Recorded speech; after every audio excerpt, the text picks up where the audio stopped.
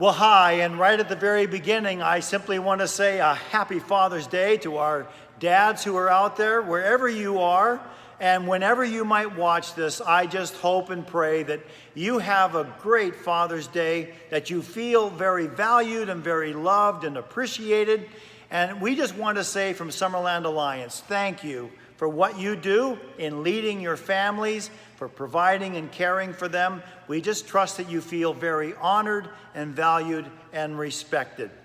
Now, we're talking about the life of Moses. We have been talking about his life for several weeks, and there is one more message to come on the life of Moses. But to help us in connecting from where we've been last week to where we are today, we're going back to Numbers chapter 14. Now, here in this chapter, Moses has commissioned the 12 leaders of the 12 tribes, so 12 men. He's given them the task of exploring the land of Canaan. Canaan being the promised land, the land that God has promised to his people that they will one day inherit and inhabit, the land that they're all looking forward to living in. They are journeying towards this land. At this point in their travels after leaving Egypt, they're not that far from the promised land. So Moses takes these 12 men, tells them, I want you to go in, I want you to check everything out. Bring back a report, take good notes, okay? Bring back a report, tell me what you see, and then give me an idea of what we should do to move forward, all right? So these 12 guys, they go out, they're gone for 40 days, and they bring back their report. Now, they're talking about the fruit and the produce and the abundance and how plentiful the produce is. And you know, for us in the Okanagan, we get it. We understand. We feel like we live in the promised land. We feel like there is so much abundance and we're so spoiled here. When you start talking about grapes and pomegranates and apples and peaches and all these types of fruits, well, we know. There's an abundance here. Now, these 12 are just talking about the amazing produce that they found there in the promised land. But, and here we go, there is this word that just flips the whole report. But they say, the cities are walled. They're like forts. There's no way you can penetrate those walls. And the people there, if you think the walls are big, well, the people, they're bigger. They're huge. They're like giants. And for us, well, we felt like grasshoppers. There's no way. 10 of the 12 come back with a bad report. And they're looking at Moses and saying, there is no way. Here they are in front of the nation, standing there, giving this report to Moses, saying, there's no way. This is not a good idea, Moses. There's no way we're going to be able to go into this land and take it and claim it as ours. Well, can you imagine what the nation is like? The nation's in an uproar. They hear all of this, and then all of a sudden they're weeping and they're crying and they're moaning and groaning and they're complaining. Have we heard this before from the nation of Israel? And they're just going on and on again about, why did you bring us out here into the desert to die? We would be so much better off if you just let us go back to Egypt. And I mean, they even go so far as to want to call a snap election. They want to hold a vote of non-confidence. So all of this because of these 10 spies who bring back this report. But there's two. There's two who have a very different perspective. And they say, wait a minute. Those two, Joshua and Caleb. Now, Caleb says, let's go at once. Let's go. What are we waiting for? Come on, you guys. Let's go take the land. We can do it. We can certainly conquer this. And Joshua and Caleb together, okay? The land we traveled through and explored, it's a wonderful land. And if the Lord is pleased with us, he will bring us safely into that land and he will give it to us. It's a rich land flowing with milk and honey. Don't rebel against the Lord and don't be afraid of the people of the land. They're only helpless prey to us. They have no protection. The Lord is with us. Don't be afraid of them. And the people said, stone them. Just stone them. Kill them, be done with them. And then God had his moment. And in Numbers chapter 14, verses 10 to 12, we read this. Then the glorious presence of the Lord appeared to all the Israelites at the tabernacle. I mean, whoa. The glorious presence of the Lord appeared to all the Israelites at the tabernacle. And the Lord said to Moses, how long will these people treat me with contempt? Will they never believe me? Even after all the miraculous signs that I have done among them, I will disown them and destroy them with a plague. Then I will make you, Moses, into a nation greater and mightier than they are. Well, and good old Moses, typical Moses, he stepped in and he interceded for the people again. He cries out to God, and God relented again. I mean, how merciful is God? Extremely merciful. Patient and merciful. We understand that, don't we? We make mistakes. We mess up. God's extremely patient and merciful with us. So God relented again. Now Israel is punished, but not nearly as severely as we just read. God pardoned them as Moses requested. And their punishment, none of them would enter the promised land except Joshua and Caleb. They would wander in the desert for 40 years. 1 year for every day that the explorers were in the land of Canaan. So they would wander in the desert for 40 years and die outside the promised land. That would be their punishment. Now, in moving from Numbers 14 to Numbers 20, where we're going to spend some time today, there's laws about offerings. And then in chapter 16, you have Korah who led a rebellion. He incited a rebellion along with 250 other leaders against Moses. And then you have Aaron's staff that budded. When Moses went into the tabernacle of the covenant, he found that Aaron's staff, representing the tribe of Levi, had sprouted, budded, blossomed, and produced ripe almonds. Why did that happen? God did this to serve as a warning to the rebels to stop their complaining. It's interesting, isn't it? That there's not a lot written about their 40 years of wandering around in the wilderness.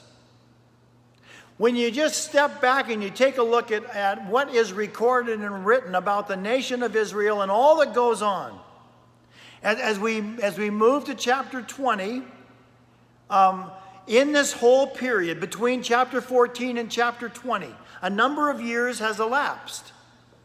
And there's not a whole lot recorded in there. Does that surprise you? I mean, if you're wandering and you're wandering aimlessly, like we talked about last week, there's no goal, there's no purpose, there's no objective. It kind of reminds me of the hitchhiker who was hitchhiking along the side of the road and had a sign that said anywhere. How do you know if you've got there? Anywhere. They're just wandering. No fixed goal, no aim, no direction. And that's what the nation of Israel did. For 40 years, they just went in circles and wandered around. I mean, worse, if while you're wandering with no fixed point or no direction and no actual goal in mind, if you're wandering and you're also complaining and moaning and groaning and wishing for things to be like they used to be, or whining about your hardships now, when you were rescued from something far worse, would you want to read a 40-year record of that? I don't think so. I don't think so. You see, if you're not redeeming your time, you're just wasting it. And I agree with Pastor Scott, who said, our faith is defined in the desert. That was true of Moses in being out in Midian. It was true of Moses, and it was true of Saul, who became Paul. Let me just ask, is it true of you? You know, it's what we make of our moments. no matter how dry they may be or difficult or challenging they may be. It's what we make of those moments. You know, two men looked out of prison bars. One saw mud and the other saw stars. It's our perspective. And what we do in those moments of dryness or drought, what we do in the desert. We are placed in seasons for reasons. We use it. We need to use it and to make the most of it. You don't have to figure it all out. But in the waiting, please don't give in to complaining and whining and moaning and groaning. Here's a question. During this pandemic, what lessons have you learned? Just think about that. And here's a second question. What things can you say that you're thankful for? Go ahead and just take a moment. You can push this on pause and just write some of your answers down. So now we come to Numbers chapter 20. It has been 37 years since the people rebelled at the bad report of the 10 spies. 37 years have come and gone. And where do they find themselves in all of this wandering and traveling around in circles? After 37 years, they find themselves right back to where they were before. They're at Kadesh Barnea. You could call it Camp Kadesh. And do you think that some of them, are sitting there going, hey, this looks a little familiar. I think we've been here before. You kind of wonder if maybe they just felt like it was Groundhog Day again, or that maybe it was deja vu all over again, that kind of stuff.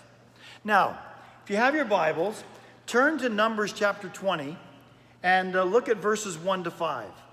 Numbers chapter 20, verses 1 to 5.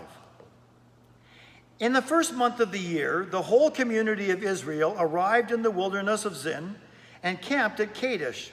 While they were there, Miriam died and was buried. Miriam, the sister of Moses and Aaron. So while they were there, she died and she was buried. Now there was no water for the people to drink at that place. So, here we go. They rebelled against Moses and Aaron. The people blamed Moses and said, if only we had died in the Lord's presence with our brothers. Why have you brought the congregation of the Lord's people into this wilderness to die along with all our livestock? Why did you make us leave Egypt and bring us here to this terrible place? This land has no grain, it has no figs, no grapes, no pomegranates, and no water to drink. Not only have the people been here before, but haven't we heard this before? And what about that warning back in Numbers chapter 17 to the rebels to stop complaining? It just brings to my mind that word from Charlie Brown that just goes, ah! We would have every reason to be upset, wouldn't we? Except for the fact that we just happen to be people too. And we just happen to be like the Israelites. And there are times when we just can't stop complaining. If there's a negative, we'll find it. If there's something to whine or complain about, we'll whine and complain. If there's something to moan and groan about, we'll moan and groan. If there's something that we wish we could go back to the good old days, oh, how we would love to. Really? How easily we forget, isn't it? Yeah, we could just sit here and point fingers at the Israelites all day long. Oh, come on, you guys, stop that. But then if we just step back and analyze our own lives and our own responses to circumstances, we find that we're prone to the same kinds of emotions and the same kind of behavior. Now, there is a difference here, however, and do you know what it is? Well, the difference is that this is a new generation falling into an old pattern. Those 20 years of age and younger, 37 years have now come and gone, and that generation, those 20 years of age and younger, they've grown up. And now what do you find? But those kids are joining in on the familiar verses, and they're belting out the chorus, and we have no water to drink. Oh, they've learned well. They have learned well. Complainers and whiners breed complainers and whiners. And Moses no doubt said, I've heard this song before. It's just a new band covering an old tune. There's a warning here, isn't there?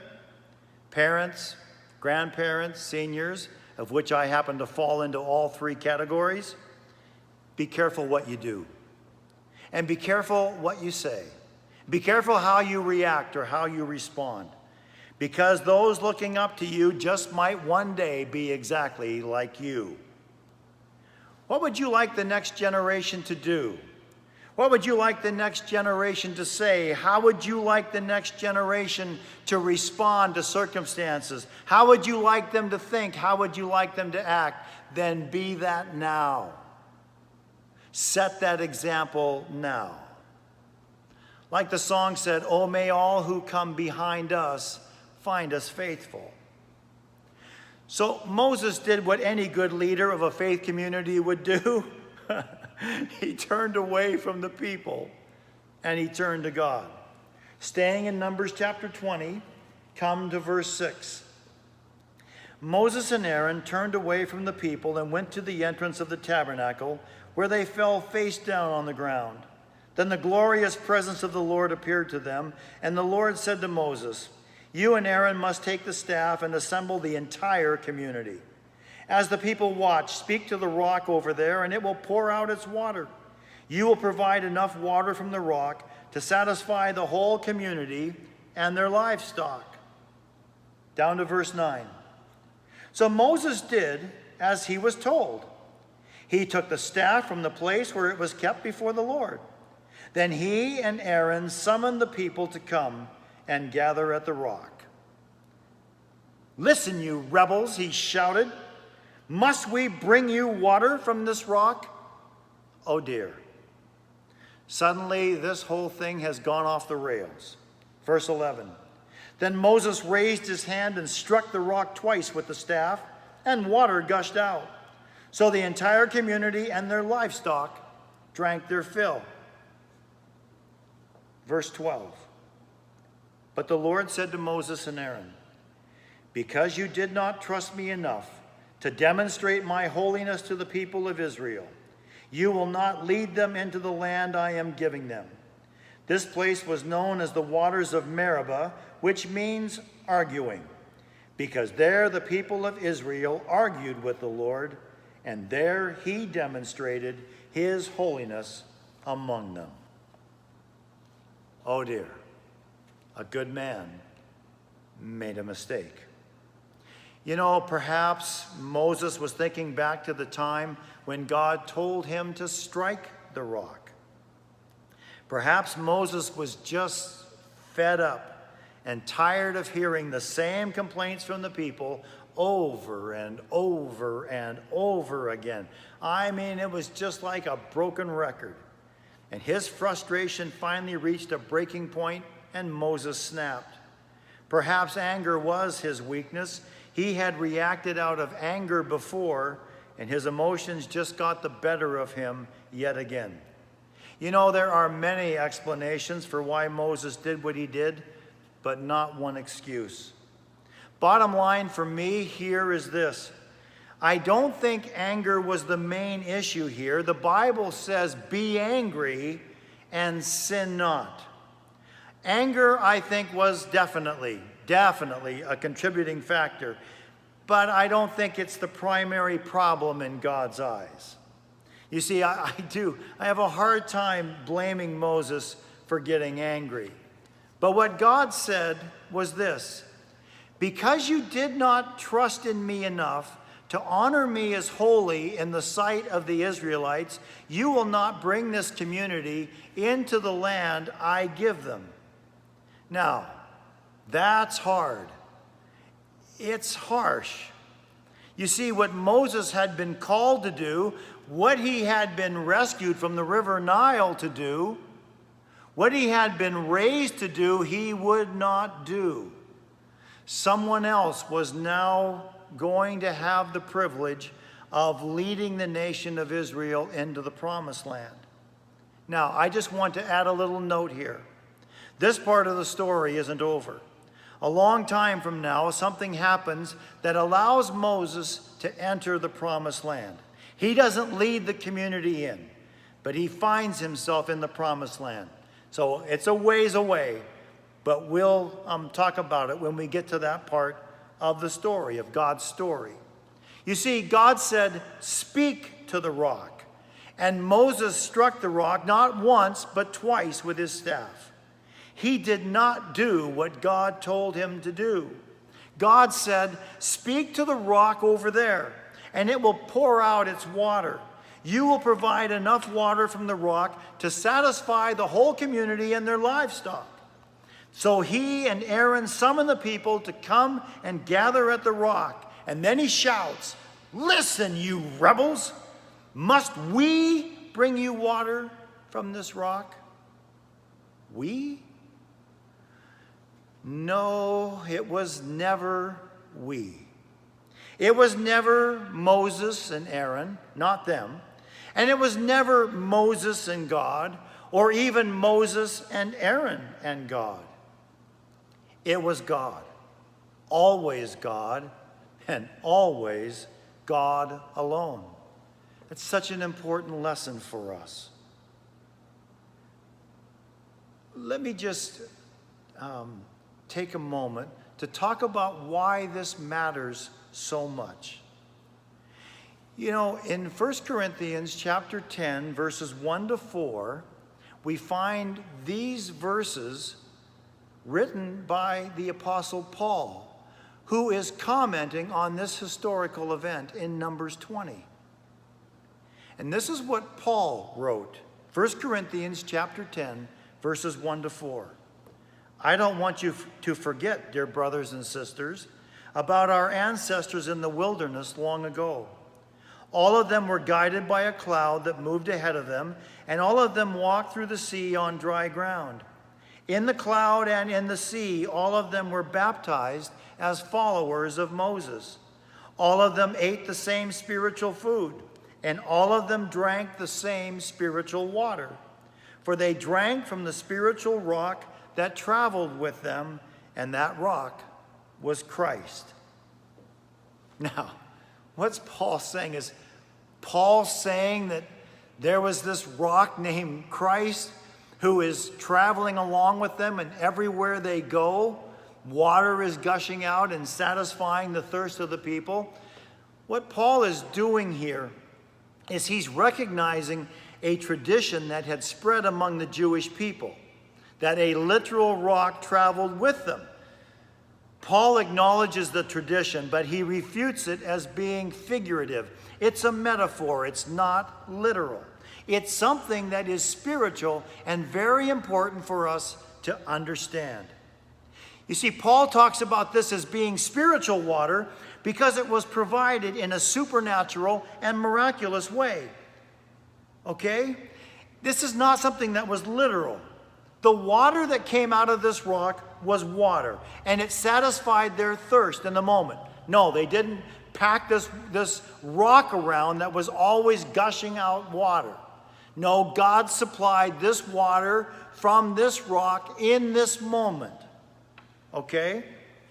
So, the water is literal. It satisfies their physical thirst. But there's more going on than just the physical here. And that's what Paul is alluding to. Now, the water was spiritual, and Paul says the rock was spiritual in that it symbolized Christ. It was not literally Jesus, but it's a preview of the Messiah. You know how often in the Bible the Lord is referred to as a rock. The Lord is my rock. The Lord lives. Praise to my rock. Who is the rock? Our God. He alone is my rock. Now, when we go back to the spiritual implications of what we are reading about in Numbers 20, we learn that not only is he our rock, he's our stream of living water too. You see, in John chapter 7, Jesus says this: "On the last day, the climax of the festival, Jesus stood and shouted to the crowds, 'Anyone who is thirsty may come to me, Anyone who believes in me may come and drink, for the scriptures declare, rivers of living water will flow from his heart. What flowed from Christ? Rivers of living water. Rivers. How is that happening? It's flowing. The life that is coming from Christ is coming from the blood that he shed for us. It's not that we're drinking literal water from Christ, but we are drinking from the life of Christ, from what he accomplished for us on the cross, what his death has done for us. Life flows from Christ, like life flowed from that rock, like the water that satisfied their physical thirst. Christ satisfies our spiritual thirst. You see, abundant life flows from Jesus, and his life that flows from him satisfies and quenches our spiritual thirst. Though water is important to our physical bodies, I know I don't drink enough water daily. But spiritual life that flows from Christ is just as essential, if not more essential, to our spiritual health as well. So, as I thought about this, I don't drink enough water physically. Do I hydrate enough spiritually? Do we drink from Christ enough spiritually? And when we come back to Numbers chapter 20, when we think about Jesus and his death on the cross and the life that comes from his death and his sacrifice, when Jesus was struck, he was only crucified once. He didn't have to be struck or crucified twice. Moses hit that rock twice. In Isaiah 53:5, we read that Jesus was smitten, he was beaten or struck so that we could be made whole. He only had to die once. He did not have to die any more times than that. His death was once and for all. So what happens in the moment that we're reading about in Numbers chapter 20? Much more as Paul is making reference to what happened back then. What did Moses do in that moment? He profaned the holy sacrifice of Jesus' death on the cross to come. Why does this matter so much? Because we may not be aware of the full consequence of our actions, but this event shows us the severity of our choices and the long reach of the consequences that come from them. In the moment, we may only be aware of the immediate, and that's where anger definitely played a part. It just all of a sudden took over with Moses, and all he could think about was those rebels. And he was so angry, he's consumed in the moment and does not keep the holiness of God at the forefront. No one knew that better than Moses, who talked with God, who knew God face to face. And in that moment, the anger so consumes him that he loses sight of everything else. And his consequences have far-reaching actions. And we don't always see it either. I know we don't. Because in the moment, we may only be aware of the immediate, the finite. But later on, we may realize the wider implications of our choices made earlier, whether they're good or bad. Stop for a moment and think about the choices that we are about to make. I remember Pastor Wayne Cordero, who would say to his people over and over and over again, before you make a choice, fast forward the consequences. When Moses stood before that rock and the people of Israel were all there, listen, you rebels, must we bring water from this rock? And all of a sudden, God is removed from the moment. And it's just Moses or Moses and Aaron. Keep God holy. Keep him at the forefront. No other God but him, and him alone.